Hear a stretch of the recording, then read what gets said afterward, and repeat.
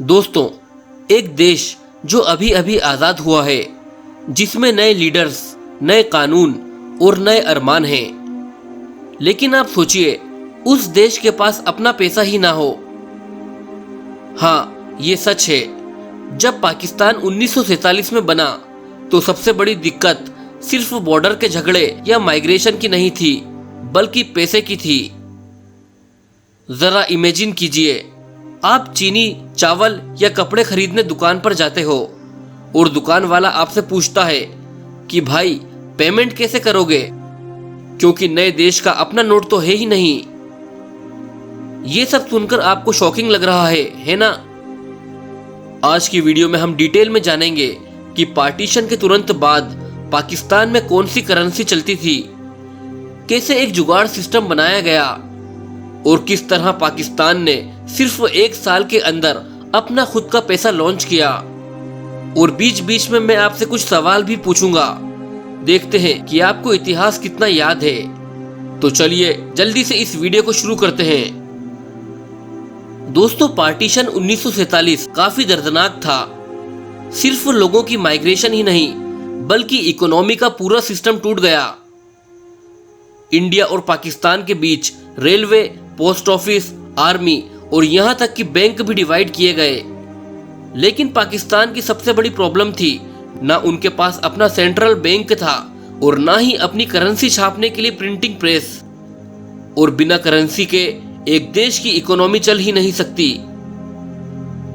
सोचो, अगर आप कल सुबह उठो और आपके बटुए में जो पैसा है उसकी कोई वैल्यू ही ना हो, तो क्या होगा? यही हाल पाकिस्तान का था। अब यहां आता है एक इंटरेस्टिंग ट्विस्ट। पाकिस्तान के पास अपना नोट प्रिंट करने का सिस्टम नहीं था, इसलिए उन्होंने शुरुआत में इंडियन करेंसी यूज करना स्टार्ट किया। लेकिन दिक्कत यह थी कि अगर पाकिस्तान में वही इंडियन करेंसी चलती तो दोनों देशों के नोट एक जैसे होते और इससे स्मगलिंग बढ़ जाती। इसलिए एक टेम्परेरी रास्ता निकाला गया। इंडियन करेंसी पर गवर्नमेंट ऑफ पाकिस्तान का स्टाम्प लगाया गया। जी हाँ, इमेजिन कीजिए, एक नए देश के लोग अपने हाथ में वही इंडियन नोट लेके घूम रहे थे। सिर्फ उस पर एक स्टाम्प लगा हुआ था जिसमें लिखा था गवर्नमेंट ऑफ पाकिस्तान।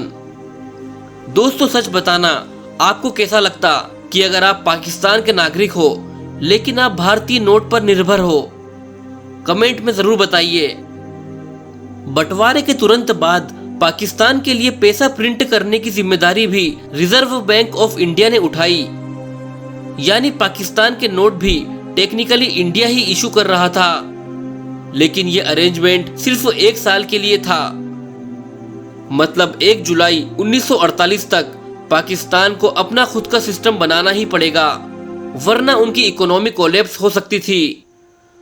और फाइनली 1 जुलाई 1948 को स्टेट बैंक ऑफ पाकिस्तान का उद्घाटन हुआ और इसी दिन से पाकिस्तान ने अपना खुद का करेंसी इंट्रोड्यूस किया, पाकिस्तानी रुपी। शुरुआत के नोटों का डिजाइन इंडियन नोटों जैसा ही था, सिर्फ शब्द चेंज करके गवर्नमेंट ऑफ पाकिस्तान लिखा होता था। धीरे धीरे उन्होंने अपने अलग डिजाइन बनाए जिसमें नेशनल सिंबल्स और कायदे आजम जिन्नाह का फोटो लगाया गया।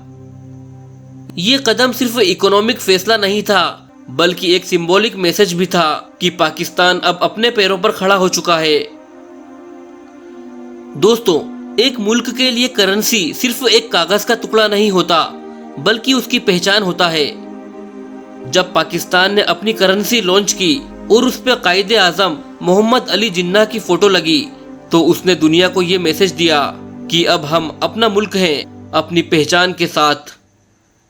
मैं चाहूंगा कि आप लोग कमेंट सेक्शन में एक लाइन लिखें कि करेंसी इक्वल्स टू आइडेंटिटी। देखते हैं कितने लोग इस बात से एग्री करते हैं। लेकिन दोस्तों, कहानी यहाँ खत्म नहीं होती। पाकिस्तानी रुपी लॉन्च होने के बाद भी प्रॉब्लम्स खत्म नहीं हुई। पाकिस्तान के पास अपना प्रिंटिंग प्रेस नहीं था, उन्हें नोट्स यूके से मंगवाने पड़ते थे। मेजॉरिटी आवाम को बैंकिंग सिस्टम समझ ही नहीं आता था और स्मगलिंग और फ्रॉड होने का खतरा बढ़ गया, क्योंकि इंडियन और पाकिस्तानी नोट डिजाइन में मिलते जुलते थे। लोग इल्लीगल तरीके से बॉर्डर के दोनों तरफ प्रॉफिट कमा रहे थे। सोचिए, एक तरफ एक नया देश अपनी पहचान बनाने की कोशिश कर रहा था और दूसरी तरफ हर जगह स्मगलिंग और इकोनॉमिक क्राइसिस चल रहा था। दोस्तों, मैं आपसे पूछना चाहता हूं कि अगर आप एक नए देश के लीडर होते तो आप सबसे पहले क्या सेट करते? आर्मी, संविधान या करेंसी? कमेंट करके अपनी राय जरूर दें। मुझे आपके जवाब का इंतजार रहेगा। दोस्तों, अब एक इंटरेस्टिंग फैक्ट सुनो। जब पाकिस्तानी रुपी लॉन्च हुआ, उसका सिंबल भी इंडियन रुपी जैसा ही था, RS। इस वजह से अंतर्राष्ट्रीय ट्रेड में कंफ्यूजन होता था कि RS का मतलब इंडियन रुपी है या पाकिस्तानी रुपी। ये कंफ्यूजन बाद में धीरे धीरे क्लियर हुआ जब पाकिस्तानी नोट में अलग डिजाइन और वाटरमार्क का यूज किया गया। तो दोस्तों, ये थी कहानी एक नए देश के पैसों की। पार्टीशन के तुरंत बाद पाकिस्तान के पास अपना पैसा नहीं था और जुगाड़ के तौर पर इंडियन रुपी पर मोहर लगा के उसे चलाया गया। सिर्फ 1 साल के अंदर उन्होंने अपना सेंट्रल बैंक बनाया, अपना रुपी लॉन्च किया और दुनिया को दिखाया कि हम अपनी इकोनॉमिक आइडेंटिटी बना सकते हैं। इससे हमें एक बड़ी शिक्षा मिलती है कि पॉलिटिकल इंडिपेंडेंस के साथ इकोनॉमिक इंडिपेंडेंस भी जरूरी होती है, बिना उसके आजादी अधूरी होती है। अब मैं आपसे एक लास्ट सवाल पूछना चाहता हूं। अगर पाकिस्तान को अपनी करेंसी बनाने में 5 से 10 साल लग जाते तो क्या आपको लगता है वो देश सरवाइव कर पाता?